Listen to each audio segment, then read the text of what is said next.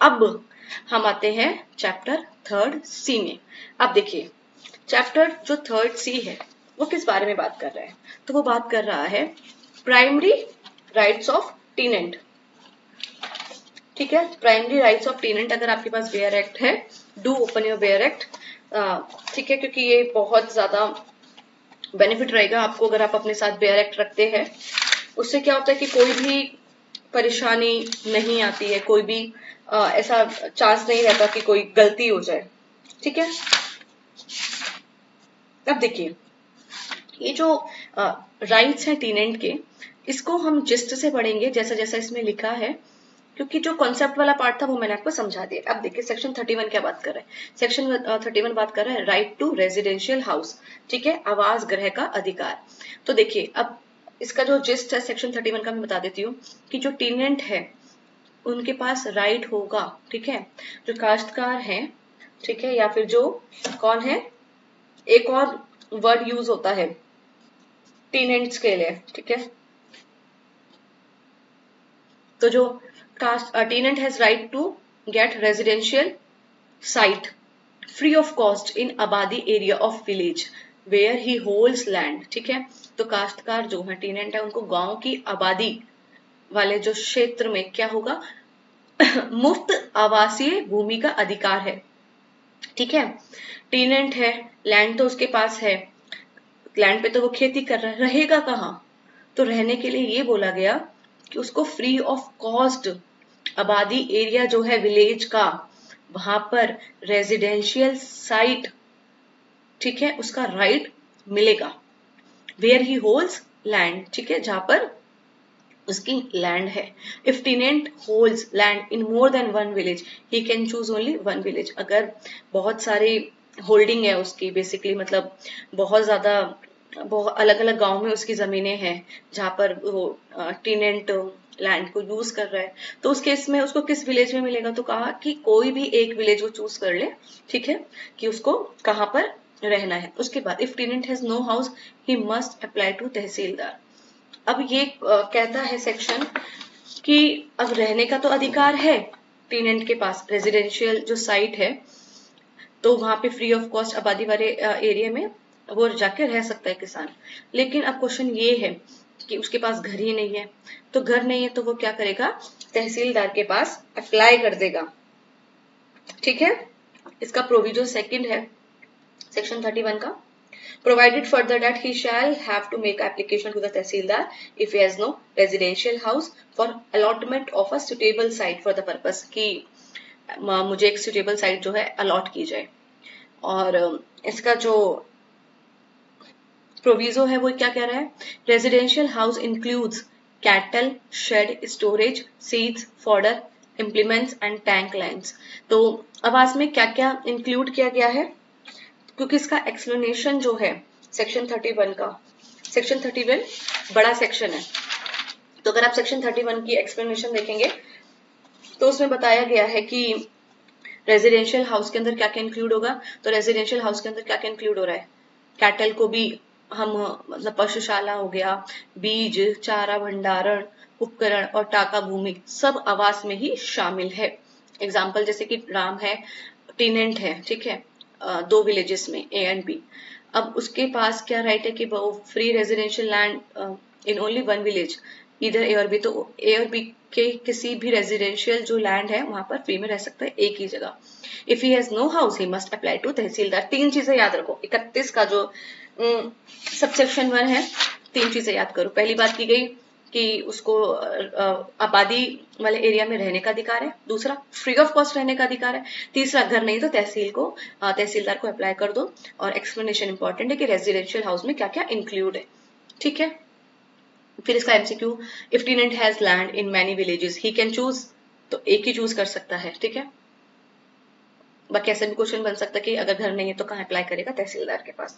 उसके बाद इसका सबसेक्शन 2 क्या बात कर रहा है, एग्रीकल्चरल वर्कर्स एंड आर्टिजन्स, ठीक है, living in village for 10 years और मोर ऑल्सो गेट दिस राइट। अभी तो हमने क्या पढ़ा था कि टेनेंट को राइट मिल रहा है रेजिडेंशियल हाउस का, और किसको मिल रहा है, सबसेक्शन 2 में बोला गया कि अगर 10 वर्ष से रहने वाले कृषि मजदूर और कारीगर को भी यह अधिकार है।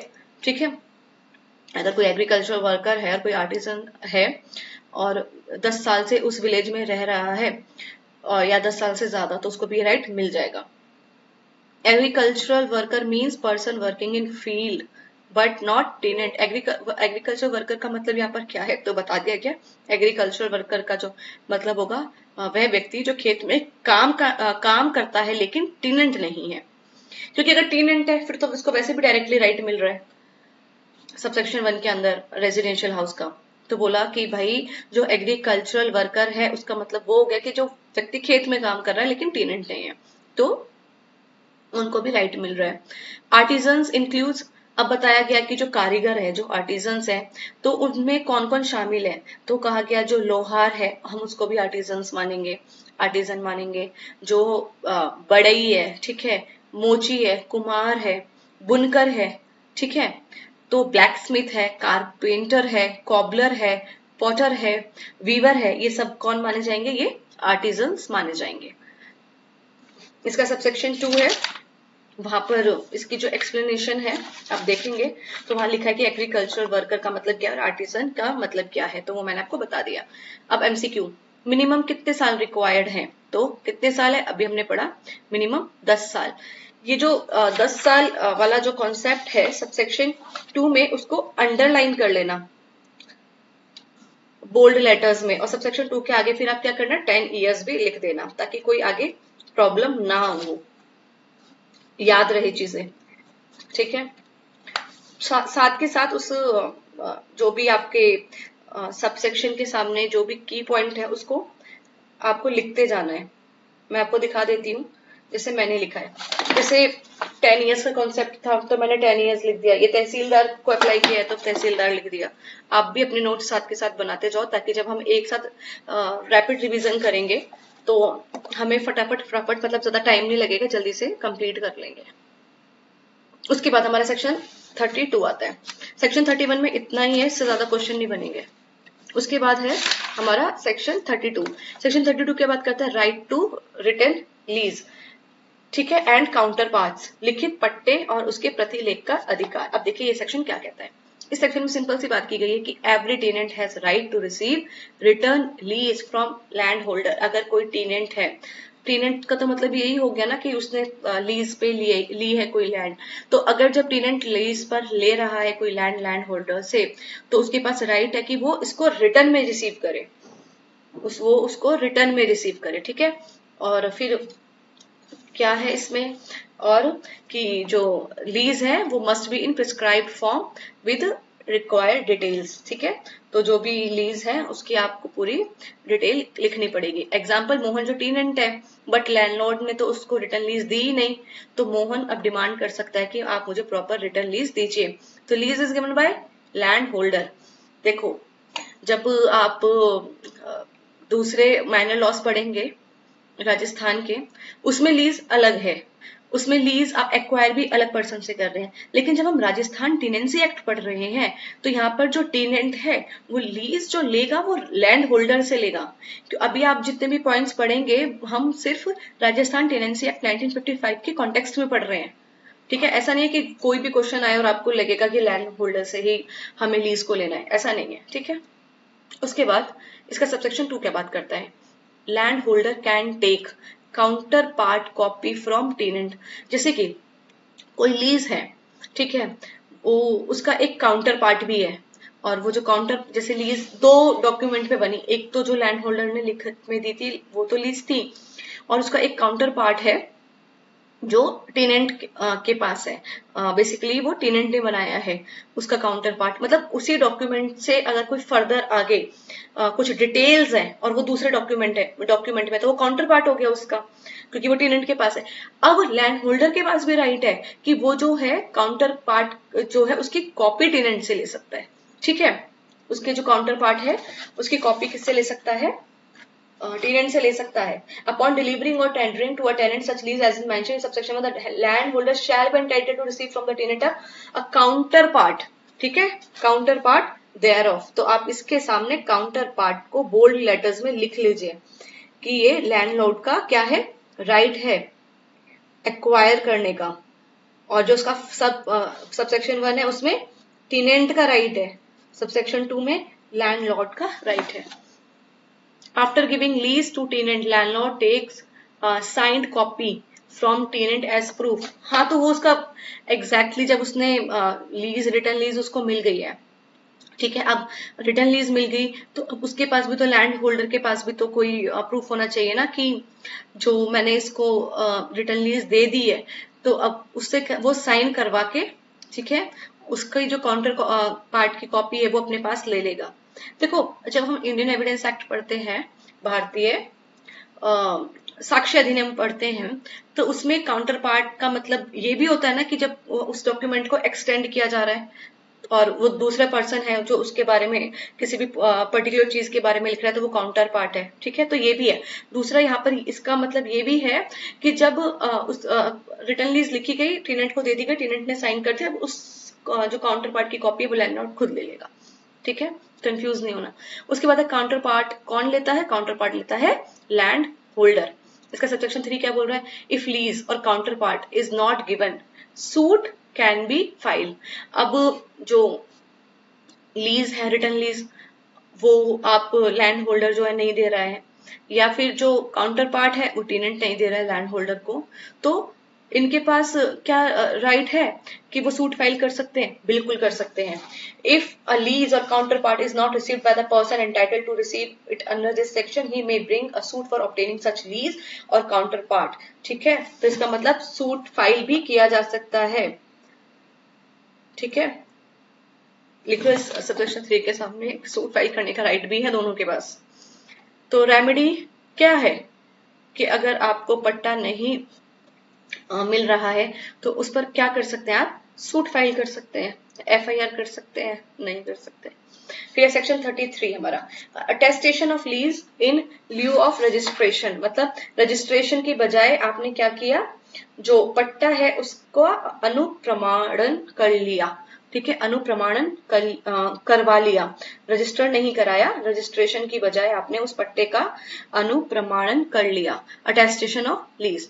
अब देखिए इसका सबसेक्शन 1 क्या कह रहा है? Lease need not be registered and can be attested bye authorised officer. की जरूरी नहीं है कि अगर आपने, आप जब लीज पर ले रहे हैं, है ना, अपनी लैंड को लीज पर दे रहे हैं तो उसको आप रजिस्टर कराएं। अटेस्टेशन अगर करा लिया है ऑथराइज्ड ऑफिसर से तो वो भी क्या है, वो भी सफिशिएंट है। Notwithstanding anything contained in Indian Registration Act, Indian registration act 1908 क्या कह रहा है उस बात को छोड़ दो। ये एक्ट कह रहा है, मेरी सुनो, the parties to a lease में in lieu of registering the same obtain the attestation thereto of such officer और पर्सन एज स्टेट गवर्नमेंट में अपॉइंट, ठीक है, तो जो स्टेट गवर्नमेंट जिस पर्सन को अपॉइंट कर रही है उससे आप क्या ले सकते हैं, उससे आप अटेस्टेशन करा सकते हैं। Example, instead of registration party get lease attested bye officer. The parties, देखो यहाँ पर एक चीज लिखी है कि जरूरी नहीं है रजिस्ट्रेशन कराना। इसका मतलब ये नहीं है कि बार है कि आप रजिस्ट्रेशन करा ही नहीं सकते, ऑप्शन दिया है कि अगर आप चाहो तो रजिस्ट्रेशन की जगह अटेस्टेशन करा लो, ठीक है। एग्जाम्पल, लीज कैन बी, क्या लीज सिर्फ रजिस्टर्ड हो सकती है? नहीं। क्या लीज ओरल में ही होनी चाहिए? नहीं। क्या लीज कैन बी अटेस्टेड, क्या लीज अटेस्टेड हो सकती है? एग्जैक्टली, बेटर आंसर हमें देखना है। फिर उसका subsection 2, lease must be presented within 4 month for attestation. इसका सबसेक्शन 2 बात ये करता है कि जब आप ने मतलब लैंड को लीज पर लिया है तो फिर आपको जो लीज है वो कितने मंथ्स के अंदर अंदर अटेस्टेशन के लिए प्रेजेंट करनी है? 4 मंथ्स के अंदर अंदर, ठीक है।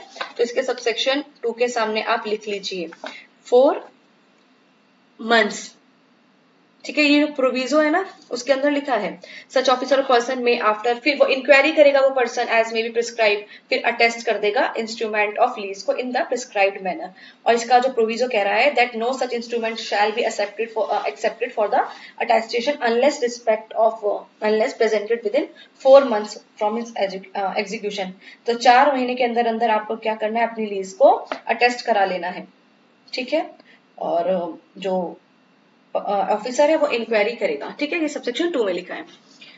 तो कितना टाइम लिमिट है अटेस्टेशन आपको कराना है लीज का? तो 4 महीने के अंदर अंदर। फिर ये जो अटेस्टेड लीज है उसको आप कैसा ट्रीट करेंगे, तो सब सेक्शन 3 ने ये बोला कि जो अटेस्टेड जो ये आपका इंस्ट्रूमेंट है डीम टू रजिस्ट्रेशन, ऐसा माना जाएगा कि इंडियन रजिस्ट्रेशन एक्ट के तहत आपने इसको रजिस्टर कराया है, ठीक है, तो ये डीम्ड रजिस्टर्ड माना जाएगा, ये अटेस्टेशन डीम्ड रजिस्टर्ड माना जाएगा। और किस एक्ट के तहत?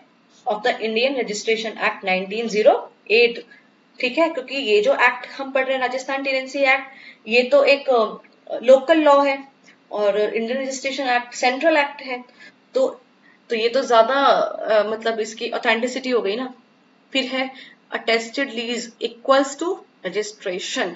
फिर हमारा सेक्शन 34, प्रोहिबिशन ऑफ प्रीमियम और फोर्स्ड लेबर, प्रीमियम लेने या बलात् श्रम कराने का प्रतिषेध। अब देखिए सेक्शन क्या कह रहा है, ये सेक्शन कहता है land holder can not take premium for granting lease, कि जो भूमि स्वामी है वो पट्टा देने के बदला कोई भी प्रीमियम नहीं ले सकता। Land holder can not force tenant to do any service whether paid और अनपेड। जैसे कि लैंडलॉर्ड जो है उसने अपनी लीज को जो है अपनी जो लैंड है उसको लीज पर दे दिया है, तो अब वो टेनेंट के साथ ऐसे फोर्स्ड जो चीजें वो तो नहीं कर सकता ना कि अब आप मुझे ये सर्विस दो, क्योंकि वो जो टेनेंट है उसने आपकी लैंड को यूज करने के लिए लिया है। He is not your servant कि आप उसको फोर्स करें कि आपको कोई भी सर्विस मुझे दो, ठीक है, और आप पैसा दे भी रहे हैं या नहीं भी दे रहे हैं, तो आप ऐसा नहीं कर सकते। आप बेसिक से लैंड होल्डर है और वो टेनेंट है, but he is not your servant basically. Any such condition is void, और अगर वो कोई कंडीशन लगा रहा है कि अगर आप, जैसे लैंड होल्डर ने बोला कि ठीक है मैं आपको अपनी जो लैंड है वो लीज पर दे रहा हूँ, लेकिन कंडीशन ये है कि आपको रोज मेरे घर पर आके मेरे पैर दबाने हैं, तो ये कंडीशन वॉइड हो जाएगी, ठीक है, ये कंडीशन क्या हो जाएगी, वॉइड हो जाएगी। Even if based on custom और लॉ, चाहे वो पहले का कस्टम रहा हो कि पहले के कस्टम में ऐसा होता था कि जब अपनी लैंड को लीज पे देते थे तो जो टेनेंट है वो ऐसा करते थे, लेकिन इस एक्ट ने कहा कि अब उस कस्टम और लॉ को भी नहीं मानेंगे, ऐसी कंडीशन वॉइड ही होगी। Exception allowed for recovery of price of land allotted under law और पेमेंट अंडर लूज। एक्सेप्शन क्या है कि जब मतलब ये सब कंडीशन है, ये सब अलाउ तब हो जाएगी जब आप क्या कर रहे हो, आप अपने जो प्राइस को रिकवर कर रहे हो। लैंड आपने टेनेंसी पे दी, लैंड होल्डर ने टेनेंट को अपनी लैंड लीज पर दी, टेनेंट ने पैसे पे नहीं किए, तो अब वो जो लैंड लॉर्ड कोई भी जो कंडीशन लगा रहा है उसको अलाउ कर दिया जाएगा अगर वो कंडीशन से क्या हो रहा है, उसकी प्राइस की रिकवरी हो रही है जो लैंड अलॉट की गई थी, ठीक है, अंडर लॉ और payment under rules. Example, landlord ask tenant to pay extra money for giving land और to work in his house, ये इलीगल हो गया क्योंकि ये एक कंडीशन है और एक फोर्स कंडीशन है और ये वॉइड हो जाएगी, हमने पढ़ा, ठीक है। तो सेक्शन 34 इसके बारे में बात करता है। इसका अगर आप प्रोविजो देख रहे हो सेक्शन 34 का, provided that nothing in section shall bar the recovery of the price land allotted to any person under section 100 or section 101 of the Rajasthan Land Revenue Act 1956 or the recovery of any payment required to be made under rules made under section 30F of this act, ठीक है, तो section 30 of this Rajasthan tenancy act या फिर section 100 और section 101 Rajasthan land revenue act 1956, ठीक है। इसके तहत अगर आपको कोई जो है लैंड अलॉट हुई थी और अब आप उसका रिकवरी कर रहे हैं उसके प्राइस का, इसलिए आप जो है कंडीशंस लगा रहे हैं, तब उस सब चीज उन सिचुएशन में आपकी कंडीशन क्या होगी, वैलिड होगी। भूमि स्वामी काश्तकार से जमीन देने के बदले और अतिरिक्त पैसा या घर का काम करवाता है तो ये अवैध है। प्रीमियम मींस, प्रीमियम का मतलब क्या होता है, प्रीमियम का मतलब होता है एक्स्ट्रा पेमेंट, ठीक है, जितना पेमेंट है उससे आप एक्स्ट्रा पेमेंट की डिमांड कर रहे हैं तो उसको बोलते हैं हम प्रीमियम, अतिरिक्त भुगतान। फिर है सेक्शन 35, सेक्शन 35 बात करता है prohibition of payment other than rent, लगान से भिन्न किसी भी संदाय का प्रतिषेध, मतलब tenants can not B charge any amount other than rent. भाई टेनेंट ने जो आपकी लैंड है लीज पर ली है तो वो तो सिर्फ रेंट देगा ना आपको, और कोई अमाउंट थोड़ी ना देगा। ठीक है, no extra payment allowed by any name. ठीक है, किसी भी वजह से आप एक्स्ट्रा पेमेंट नहीं लेंगे। ठीक है, अलाउड नहीं है टेनेंट से लेना। Only legal charges approved by government are allowed. तो जो लीगल चार्जेस है तो आप वो तो ले सकते हैं जिसको स्टेट गवर्नमेंट ने अप्रूव किया है। ठीक है, example landlord demands festival charge और गिफ्ट फ्रॉम टेनेंट, तो ये भी इलीगल है। फिर है टेनेंट हैज टू पे, टेनेंट को क्या पे करना है, सिर्फ रेंट पे करना है। सेक्शन 36 क्या बात करता है, यूज ऑफ मटेरियल्स, सामग्रियों का उपयोग। अब देखिए, tenant can use stones and materials from his land. अब लैंडलॉर्ड ने अपनी लैंड को लीज पर तो दे दिया, टेनेंट से बोल दिया कि वहां पर जो उस लैंड पे जो मिट्टी है, लैंड पे जो स्टोन पड़े हैं, आप उसको यूज मत करना। ऐसा नहीं हो सकता। टेनेंट के पास अब क्या है, राइट है कि वो जो लैंड पर स्टोन्स है, मटेरियल्स हैं, उनका क्या कर सकता है, यूज कर सकता है। Materials can be use for holding और रेजिडेंशियल हाउस, और ये जो इनका उपयोग खेत या मकान के लिए भी वो कर सकता है। ये इंपॉर्टेंट लाइन है, इसको अच्छे से मार्क कर लो कि a tenant shall have the right to remove and utilize for any work in connection with his holding or residential house। ये वर्ड याद रखना, रेजिडेंशियल हाउस के लिए भी वो उन मटेरियल को यूज कर सकता है। Include materials obtained during improvement, और इसके अंदर वो क्या और इंक्लूड कर रहा है, जो मटेरियल्स ऑब्टेन किए गए हैं ड्यूरिंग इम्प्रूवमेंट, सुधार करते समय जो निकली हुई सामग्री है उसका भी वो यूज कर सकता है। जैसे कि कोई लैंड है, ठीक है, उसकी लेवलिंग करानी थी। अब लेवलिंग कराने के दौरान कोई मिट्टी वगैरह या कुछ भी ऐसा आया, अब वो एक्स्ट्रा जो लेवलिंग करने के दौरान अब उसमें से एक्स्ट्रा मिट्टी जो निकल रही है, कुछ भी है, तो वो अब लैंड जो टेनेंट है ना, वो उसको यूज कर सकता है अपनी ही होल्डिंग के लिए, मतलब उस खेत के लिए या फिर अपने किसी रेजिडेंशियल हाउस के लिए। Government can regulate this, right. और गवर्नमेंट क्या करेगी, देखो ये इंपॉर्टेंट है, इसका प्रोविजो है ना, बहुत इंपॉर्टेंट है। Provided that exercise of this rights by tenants may be regulated by rules made by state government. तो ये जो राइट दिए ना टेनेंट को, इसको रेगुलेट करने की पावर किसके पास है, स्टेट गवर्नमेंट के पास। लैंड होल्डर को इसके राइट्स को रेगुलेट करने की पावर नहीं देगी, स्टेट गवर्नमेंट को दी गई है, ये बात याद रखना। MCQ, tenant can use materials for personal work के लिए यूज कर सकता है। फिर हमारा सेक्शन 36A, 36A क्या बात कर रहा है, acquisition of right to null but. ठीक है, तो नल बट के अधिकार का अर्जन। तो देखिए क्या है, खातेदार टेनेंट है, अब वो क्या अप्लाई कर सकता है, तो खातेदार टेनेंट, अब देखो पहले एक वो टेनेंट था, ठीक है, हमने किस तरीके से अभी स्टार्टिंग से एक सिनेरियो बता रही हूँ। एक लैंड थी, उस लैंड पर अब जो टेनेंट है, अब वो टेनेंट चाह रहे हैं कि हमें इस पे खातेदारी राइट मिल जाए, हम खातेदार टेनेंट बन जाए। अब वो खातेदार टेनेंट बन चुके हैं, अब उसमें से अब वो जब खातेदार टेनेंट बन गए हैं तो बदले में उन्होंने क्या किया, लैंड जो ओनर थे उनको कंपनसेशन कर दे दिया। अब वो लैंड ओनर जो है साइडेड गए, अब टेनेंट जो है खुद खातेदार टेनेंट बन गए, सारे राइट्स मिल गए, ओनरशिप लाइक राइट्स मिल गए। अब उस लैंड पे जब उनको सारे राइट्स मिल गए तो अब वो ये भी तो चाहेंगे ना कि नलबत का जो राइट है वो भी हमें मिल जाए, वो भी हम एक्वायर कर ले। तो फिर खातेदार जो टेनेंट है वो अप्लाई कर सकते हैं कि हमें नलबत का जो राइट है उसको क्या करना है, एक्वायर करना है, अर्जित करना है। अब ये एप्लीकेशन कहाँ लगेगी, तो ये एप्लीकेशन कहाँ लगेगी, एसडीओ के पास लगेगी।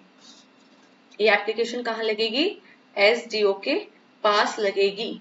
और टाइम लिमिट क्या है, टाइम लिमिट है सिर्फ 1 ईयर। ठीक है, टाइम लिमिट क्या है, सिर्फ 1 ईयर। और ये जो डिले है क्या, इसको हम कंडोन कर सकते हैं।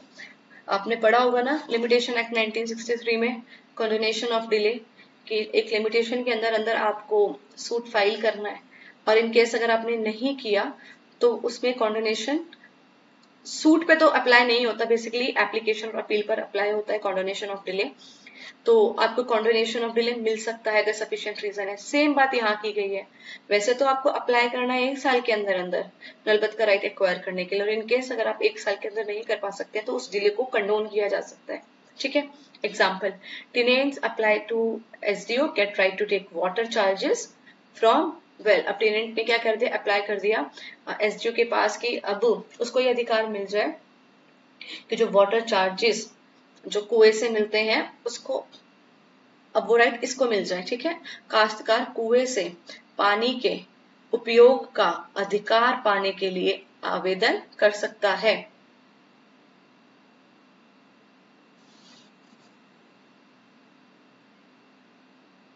एप्लीकेशन किसको दी जाती है, एसडीओ को।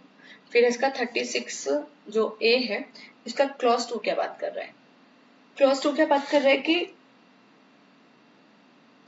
एसडीओ अब क्या करेगा, नोटिस देगा।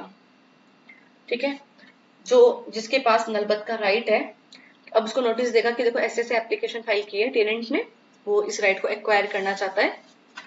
ठीक है, तो एसडीओ उसको नोटिस देगा और साथ के साथ वो उससे ऑब्जेक्शन भी मंगा लेगा जिसके पास नलबत का राइट है कि अगर कुछ आपके पास आपको ऑब्जेक्शन लग रहा है तो आप ऑब्जेक्शन फाइल कर दो 30 डेज के अंदर अंदर। ठीक है, कितनी डेज के अंदर अंदर कितने दिन के अंदर अंदर 30 डेज में आप अपना ऑब्जेक्शन फाइल कर दो कि भाई नलबत राइट नहीं मिलना चाहिए, उसका ये रीजन है या जो भी। फिर उसके बाद टाइम फॉर ऑब्जेक्शन कितना है, 30 डेज।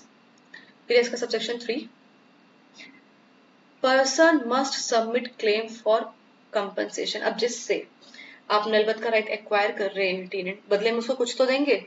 ठीक है, तो वो पर्सन जो नलबत है वो खुद क्या करेगा, एसडीओ के पास क्या करेगा, कंपनसेशन अपना सबमिट करेगा। एसडीओ के पास कंपनसेशन अपना सबमिट करेगा। Whether or not the application is contested, such person shall submit to SDO a detailed statement in the prescribed form and in the prescribed manner of his claim for compensation on account of the acquisition of such right to nullable। ठीक है, तो claim किस चीज के लिए, compensation के लिए। फिर 36 का 4A है और 36A का जो 5 है सबसेक्शन, वो क्या कह रहा है, एसडीओ चाहे तो एक्सेप्ट कर लेगा उसकी एप्लीकेशन को टेनेंट की, और अगर एसडीओ चाहे तो रिजेक्ट कर देगा। ये सब वो कब करेगा, तो उसको इंक्वायरी करनी पड़ेगी। इंक्वायरी की बात क्या लिखी हुई है सबसेक्शन 4 में कि एसडीओ इंक्वायरी करेगा कि ग्रांट करना है नहीं करना। और अगर एक्सेप्ट कर लिया कि ठीक है हम आपको राइट दिलवा देते हैं नलबत का, तो फिर अब उसको कंपनसेशन फिक्स करना पड़ेगा। ठीक है, if SDO grants an application he shall determine the amount of compensation. अब क्या होगा, कंपनसेशन एसडीओ को क्या करना पड़ेगा, डिटरमाइन करना पड़ेगा कि ठीक है आप ये राइट एक्वायर कर लो और नलबत को बदले में आप कंपनसेशन दे दो। उसके बाद है एसडीओ अलाउ कर दिया राइट, फिक्स कर दिया कंपनसेशन अमाउंट। कौन कर रहा डिसाइड कंपनसेशन, एसडीओ। फिर 36 का ए और 36A का 7 क्या कह रहा है, अर्लियर डिसीजंस रिमेन वैलिड। इस मतलब इस एक्ट से पहले अगर कोई ऑलरेडी कोई डिसीजंस थे तो वो सब वैलिड रहेंगे। ठीक है, nothing in this section shall affect the decision on and disposal of any application under section 29 made before the commencement of this act, before this Rajasthan tenancy amendment act 1959। तो 1959 से पहले इस विषय में अगर कोई भी डिसीजन आ चुके हैं नलबत के राइट्स को एक्वायर करने से तो वो अब वैलिड रहेंगे। ऐसा नहीं है कि 1959 से पहले जब आपका नलबत का राइट था आपने उसको एक्वायर करने की एप्लीकेशन लगाई थी उसको रिजेक्ट कर दी गई थी, फिर अमेंडमेंट एक्ट आया अब दोबारा से आप एप्लीकेशन लगा रहे हैं तो बोले कि नहीं भाई वो डिसीजन ही वैलिड है, अब ग्रांट किया है नहीं किया है। पेंडिंग एप्लीकेशन ऐसे ट्रीट की जाएगी जैसे कि इस सेक्शन में है। तो जो भी एप्लीकेशन है pending at such commencement shall be deemed to have been presented under section and shall be proceeded with according, फिर उसको इसका मतलब इस सेक्शन के थ्रू, इस एक्ट के थ्रू ही डील किया जाएगा। फिर है हमारा section 37 bar to seizure attachment and sale. न्यायालय की आदेशिका द्वारा अभिग्रहण, कुर्की और विक्रय का वर्जन। Tenants right can not be seized, attached और सोल्ड बाय सिविल कोड। ठीक है, जो राइट है टेनेंट के होल्डिंग में shall not be liable to seizure, attachment और सेल, बहुत इंपॉर्टेंट क्वेश्चन है। तो क्वेश्चन अगर ऐसे बन सकता है कि जो टेनेंट के राइट है क्या उसको सेल किया जा सकता है by civil court process? No, section 37 पार करता है। Tenant rights can not be sold, attached, seized. तो क्या टेनेंट राइट्स कैन बी, इसका सीज तो नहीं कर सकते, ना ही अटैच कर सकते, ना ही सोल्ड, तो D, none of the above. Okay, so that's all for today. We have completed chapter 3rd C. Chapter 3rd C from section 31 to section 37, which were talking about primary rights of tenant. तो जितने भी student हैं, अगर उनको ये lecture अच्छा लगा है तो do like, do comment, do share and do subscribe my channel. That's all for today. Bye bye, take care.